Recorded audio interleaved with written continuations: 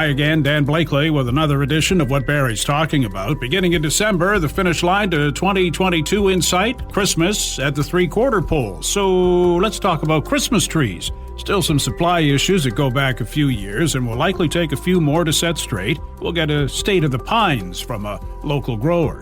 The DIY online Christmas market is back, a local group making it easy for you to find some unique gift ideas, many of them handmade. And we meet Plex, a local indigenous hip-hop artist. But first, the new city council is in session with a new mayor and Alex Nuttall, looking to help the city grow, endure, and prosper. The Barrie Chamber of Commerce, one of many organizations that works with council to keep the city moving forward. Paul Markle, the Chamber's executive director, joins us with his hopes for the next 4 years. Our wishes are the same as any citizen in the city. You know, we want to see a cohesive council that focuses on the tasks that are theirs and that continue to make sure that the city grows appropriately. Lots of challenges coming up with the expansion into our southern lands. You can see that stuff. You know, as Mayor Lehman had always claimed, it's the year of the crane has come a little later. So, you know, there's a bright future. There's a lot to manage for this council coming in. Certainly some budget concerns. Some of the promises that Alex has made with tax freezes are sort of juxtaposed with police services looking for some fairly large increases. It'll be interesting to see how this council handles that. Anything in particular that you're going to be watching for from a chamber point of view, from a business point of view? You know, quite honestly, I wanted to see them listening. I want them to, engage again with the business community and be listening to their concerns. Not to say that the last council and last mayor didn't. I think they worked very well with business, but I want to see more of the same. That collaboration that we found through the pandemic is something that I think had a lot of benefits. And you can see a lot of the infrastructure growth within the ecosystem, strengthening. Sandbox Center is doing wonderful things. Henry Bernick Center, Small Business Center. We all work in concert and we all have our part to play, but that also relies on the city being good partners with us as well. And that was, as you say, pretty visible during the pandemic. You got into that whole Choose Local campaign, which was very, very successful and helped a lot of local businesses get through. Absolutely. There was a number of initiatives that we ran through the pandemic. The I Choose Local campaign was fantastic. We had over 11 million impressions on that particular campaign that basically, was to educate people on why they should be putting their dollars on the ground in Barrie and in our region. Super important. I think, it maybe started to change some buying habits. Certainly our rapid screening program was effective as well to get businesses back open. And we had some pretty solid advocacy that kind of happened behind the scenes to make sure that when they pulled the emergency brake, we got back open quickly, or as quickly as possible. And again, that was all in concert with working with the city and the different partners there. And I am optimistic that will be what happens moving forward. Alex has always been receptive and open, and again, the councillors that are staying on have again reiterated to me that they're excited about working with this new mayor. And for new councillors, you are pretty excited about being able to work with them. Yeah, again, excited to see a change, obviously, in Ward 2. With Craig Nixon coming in, I think he's got a solid background and will bring a different perspective to the downtown core. Amy Corser's done some significant work in the city, and I think we'll continue that on. Nageez, I don't know him very well, but from what I've seen, I think he's got a different approach. And obviously, Bryn Hamilton in Ward 10 will bring, has an important job to do as that part of the city expands and grows. So, yeah, again, I'm really excited to see this change on the council. I hope it works a little bit more cohesively than last one did. Well, it's nice when nearly half the council is new, so you get some fresh ideas, some new ideas that they're going to throw around and get into some discussions at the council table. Oh, without a doubt. I think fresh eyes, especially in a city that's expanding as quickly as Barrie, are needed. You have to get different viewpoints, from and from different levels of experience. So.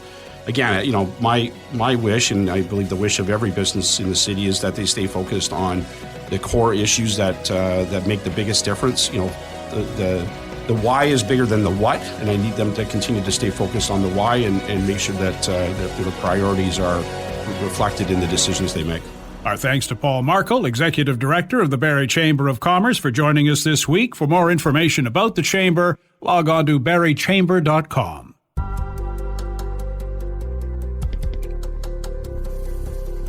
Nothing like the smell of a fresh Christmas tree in the house this time of year. You got yours yet? The selection at big box stores and corner lots last year was a little lean and prices higher than we'd been used to. What's happening this year? Barrie 360's Ian McLennan tracked down Doug Drysdale at Drysdale's Tree Farm in Egbert to get the lay of the land. Yes, Virginia, there is a Santa Claus, but is there a Christmas tree? People have heard reports nationwide, a shortage of inventory, according to tree farmers. Doug, you're an expert. How bad is it?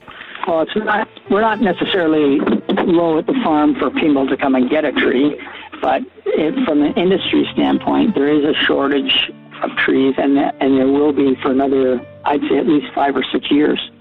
Because trees take 8 to 10 years to grow, it isn't something that can be replenished in 1 year. So the problem has been back in the recession of like 2008 to 14. People got out of the tree business, stopped planting trees, and now we're seeing the effects of that and not having a supply that normally would have been there if the planting levels had stayed the same. Now, does this shortage impact all types of Christmas trees, or is it a specific type of Christmas tree? No, it's everything. Everything. If it's 6 feet and looks good and it's green, we'll call it a Christmas tree, and they're in short supply. It doesn't matter if it's a balsam, a Fraser, a pine, a spruce. There just isn't the numbers of trees available that there used to be. And an example locally, just to for the people in Barrie, because Midland and Penetang and LaFontaine area, in the 70s, 80s, and 90s, there was probably 200,000 Christmas trees a year supplying the Ontario market just from that one area.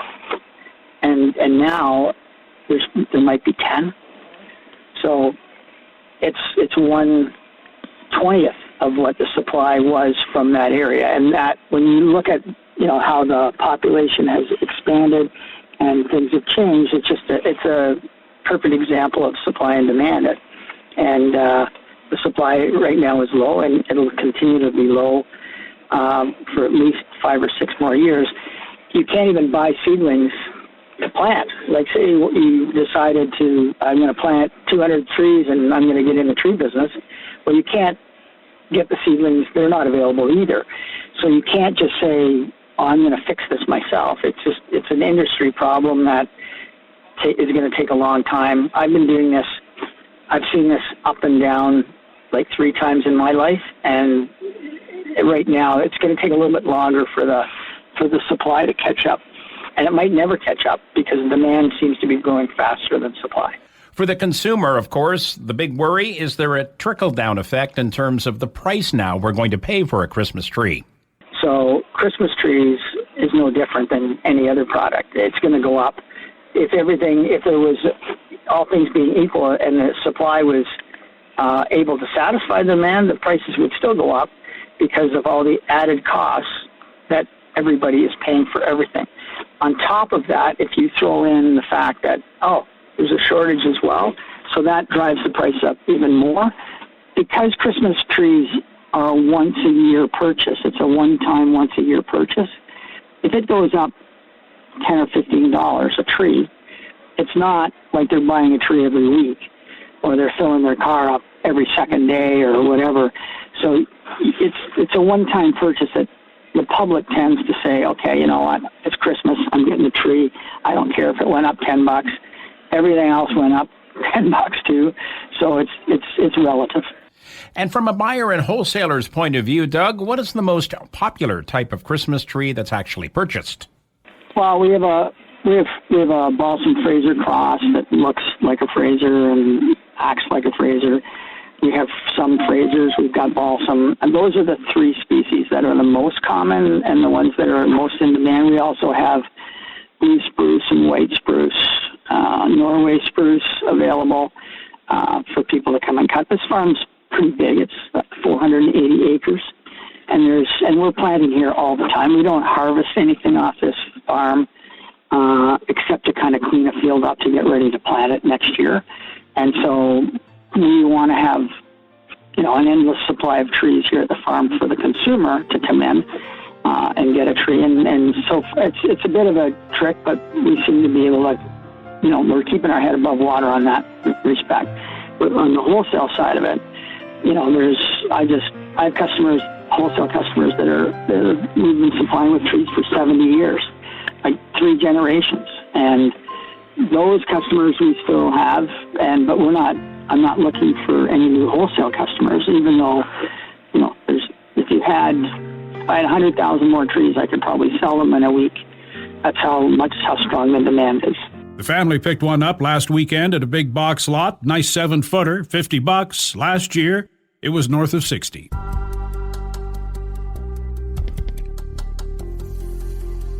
What Barrie's Talking About is a weekly podcast featuring the best Barrie has to offer and more. We've covered a lot of ground since we began in mid-July, introduced you to Canadian singer-songwriter Elijah Woods, met 8-year-old Morgan Mansfield, who's trying to save the monarch butterfly, and helped a local group find storage space for items collected to help Ukrainian refugees who have made the Barrie area their new home. You can get caught up and make it easy to connect in the future by subscribing to What Barrie's Talking About through any podcast distributor. Still to come on What Barrie's Talking About, local indigenous hip-hop artist Plex, and where you can get some pretty cool gifts for Christmas giving. Now this. It's for the smiles on their faces. No way! It's for the excitement in their eyes. This is gonna be the best Christmas ever! It's about creating memories they'll never forget. When you support the Rock 95 Cool FM Toy Drive, you're giving kids in our community the Christmas they deserve. Until December 19th, drop off a new unwrapped toy at participating Canadian Tire stores in Simcoe County, Toys R Us stores in Barrie, or donate online at rock95.com. With your generous donation, thousands of children in Simcoe County will feel the love on Christmas morning. Please help give a kid at Christmas. Learn more at rock95.com. This is What Barrie's Talking About from Barrie 360. I'm Dan Blakely.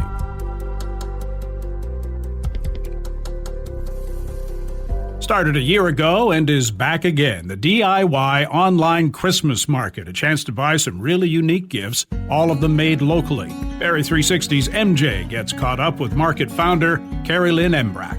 We initially started it when COVID was still going on, and I personally wanted to buy locally, and I just didn't really know where to go.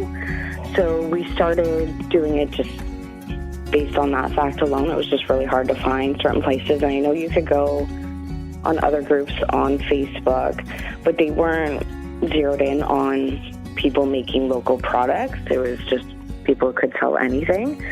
So we really wanted to have something that was just that, just people that made local products, and it was nothing but that.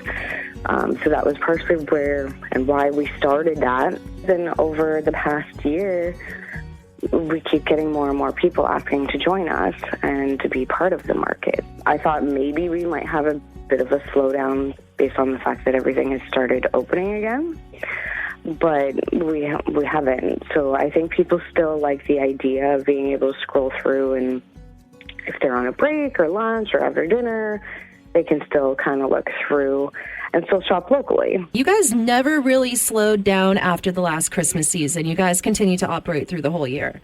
Yeah, so that was never our intention. Our intention was actually just to do the Christmas market.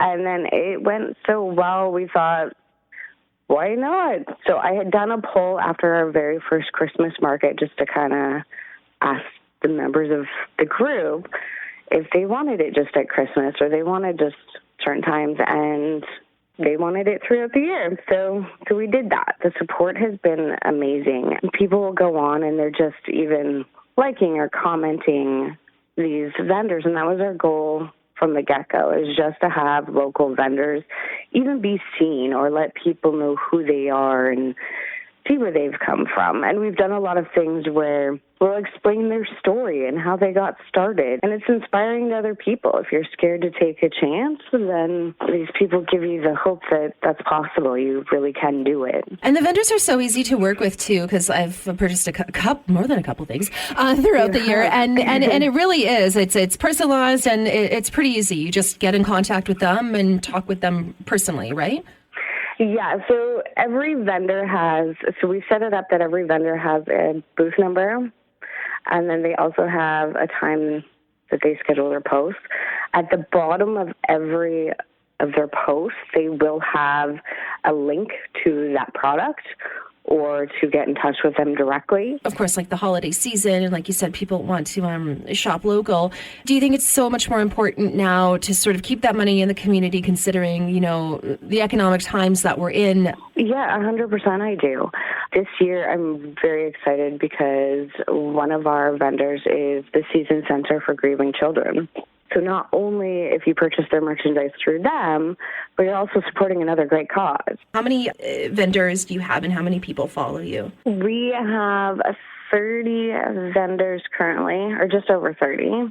And then following us, we're almost 1,700. Is there anything that I might have missed that you wanted to highlight? This year we are doing a lot of different lives and DIYs, which is kind of exciting. We have a yoga person. There's somebody at the new fitness center I was telling you about, Stronger Together. She'll be doing lives. We have cooking ones. We have Christmas ornament ones. So it'll all be live. I'll put a list of anything that they might need for that so that they can kind of join in. We also still have our giveaways. So every 100 new members, we do a draw. And then the last one is every year not every year, but every market, at the end of our market, our vendors all contribute one of their products to a big giveaway, and one member would win that. All right. Well, thank you so much for your time today. I really appreciate that. You're welcome. Thank you. You can browse dozens and dozens of unique gift ideas, jewelry, do-it-yourself cookie art, candles, ornaments, mugs, wine glasses, and so much more on Facebook at DIY Online Christmas Market. Let's finish this. I'm sick of this. Calling yourself indigenous. Don't even know His name is Plex. He's been around but calls Barrie home these days. An award-winning hip-hop artist and producer, a major player in the music industry for almost 30 years, raising the bar amongst his indigenous peers. He gets up close and personal with our Ian McLennan. So who is Plex? Plex is basically my alter ego. He gets away with saying a lot more stuff than Doug Bedard gets to say. But, you know, for almost 30 years, I've been, I would say, a staple in the indigenous hip-hop community and, you know, also a part of the Canadian hip-hop community as well. Now, when we talk about rappers, I mean, come to mind, you get the Eminem, The Weeknd, but do you focus on the fact that, you know, you're indigenous, you're an indigenous rapper? Yeah. Is that a label you want, or are you comfortable with that? For me, it doesn't matter either way. You know, I'm proud of my indigenous roots, and it is who I am. It's been a huge part of my experience throughout my life. So I'm only talking about, especially in my music, I'm talking about what I've experienced. So if that includes an indigenous perspective, and people want to call it indigenous hip hop, then I'm fine with that. What kind of music did you grow up on, and where did it become where you wanted to rap? Well, I grew up on everything. You know, I was raised by my Ojibwe grandfather and my Oji Cree grandmother. And so I had access to my grandfather playing Hank Williams on guitar. And then when I would hang around with my dad, he'd be playing CFCW in Edmonton, which was all country. And he was singing along to every song, where my mom was listening to like Led Zeppelin and Nazareth and, you know, even Blondie. So I think where hip hop kind of came in and where I was first exposed to hip hop was probably around 1987. There was an artist, a little known artist named LL Cool J, and he had an album called Bigger and Deffer. And once I heard that, I was just blown away by it. And prior to that, I had some access to breakdancing movies, and I really wanted to be into breakdancing. It was really around 87 where I was inspired by these rappers and what they were doing. It was just like magical to me. And you reference Ice-T too, as something like a mentor, I guess? Yeah, Ice-T was the second album I bought, which was Ice-T Power. And I was just blown away by what they could do, You know, it was inspiring for me, especially because their life experience was very similar to my own. But this road that you've taken has, like a lot of artists too, but you've had bumps in the road, maybe I would say even craters. Tell me a bit about that, where you've had to, you know, grow your music, but also grow yourself, if that's fair to say. Well, you know, I grew up in like, not extreme poverty, but I grew up in poverty. And where I grew up, I had access to, you know, to kind of appreciate where I was still at, because I could see people who were living a harder life than I was. And then also had access to other schoolmates who were living a better life. So I did have some type of perspective there and was able to kind of appreciate where I was. But, with living in poverty, it comes with some stuff like trauma. And, especially when you start to become popular or start making money and you don't know what to do with that type of attention, and the ego starts to blow up. And eventually I kind of gave into like an addictive lifestyle, So for me, I think that that was the tough part of it all, but I was able to kind of make a comeback over time. I didn't really want to let the gift of music to slip away from me. And I was watching others that I had worked with starting to succeed with it. And it inspired me to kind of just turn that life around, or at least make the effort to and take the early steps to it. And your roots are based in Edmonton, so that's where it all began? Yeah, so spent 30 years in Edmonton. I've been here for the last 11. And my son was born here. My kids go to school here, and we love Barrie. But, there's still all that life experience I had in Edmonton. And a lot of times I like to, maybe it's not the most humble approach, but I like to call myself a voice to the voiceless. And I think that there's still some things that need to be said about my experience in Edmonton and people who could benefit from that. Would you call it a career in terms of, did you want a message all the time? And what sort of messaging was there if that was your goal, one of your goals? Well, if you go back far enough, and I won't usually make that stuff available, but the early stuff we were doing was talking about kind of like a street life, like we're from the streets, we're tougher than you, we're more gangster than you. And, I've kind of put that stuff on the shelf, buried it a little bit, but it was around 2007, 2008 where I started to, want to try to say something with a message. Hip hop is rooted in being a message, being like messengers. We're messengers. We're explaining what's happening in marginalized communities. And I feel that I wanted to kind of point out some things that were standing out to me, whether it was in politics or in just different social issues. So I think it was around 2008 where I began that journey. And you've talked before about indigenous rap in itself, comparing it to the black rap, that indigenous rap may be where black rap was 30 plus years ago. Where is that scene? And there may be a lot of people out there don't realize that it actually exists. Well, you know what? There's some amazing artists out right now. So I think a lot changed with a group called Winnipeg's Most. Winnipeg's Most really was doing it big. Like I hosted an event for APTN in 2012, and Winnipeg's Most was the headliner, and there were about 50,000 people in attendance. And there were young kids trying to knock down the fence to get to Winnipeg's Most. And that's when I realized, okay, wow, we're pivoting here. Other groups that have followed in that same path have been Dreezus out of Calgary. He's originally from Saskatchewan. Snotty Nose Res Kids out of Vancouver, who've been extremely successful. I think they've been nominated for 3 Polaris Prizes. So, when I say that we were 30 years behind, maybe that's true because we're just starting to really make our mark on a more mainstream level. And I think that, I want to celebrate the successes of my peers. So it's really great to see. Talk about your album, Who Am I to Judge?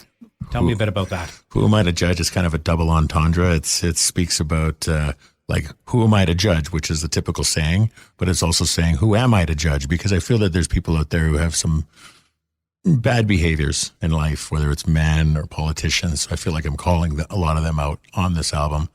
And the title track kind of covers that. People want to find out more about Plex and also maybe where they can see you in person? So I'm probably going to do start doing shows again after January. I've got some traveling to do between now and then, but I'll be back here in January. So I start beginning to do more bookings. You can find me at newleafmusic.ca. That's where you can find out where to get the CD or the vinyl. And also there's a song I did with numerous rappers out of Barrie. It was, Shaq's World. So Shanika was confronted by a lady here in town, and she experienced some racism. So I had numerous rappers who were doing a song and thought to include me because they knew I'm living in Barrie. So we did a song called Community, where there's emphasis on the unity. I think it's good. It's a good track. It'll probably drop, I'm guessing, late December. Thank you very much. Thank you. Indigenous hip-hop artist Plex in conversation with Barrie 360's Ian McLennan. And that's our program for this week. Thanks to Ian and MJ for their input and to Matt Ladder for piecing it all together. If you like what you've heard, please subscribe to What Barrie's Talking About. Rate it, review it. You can also keep up with What Barrie's Talking About on Facebook and Twitter at Barrie360 and on our website, Barrie360.com. I'm Dan Blakely. Hope you'll join us again next week.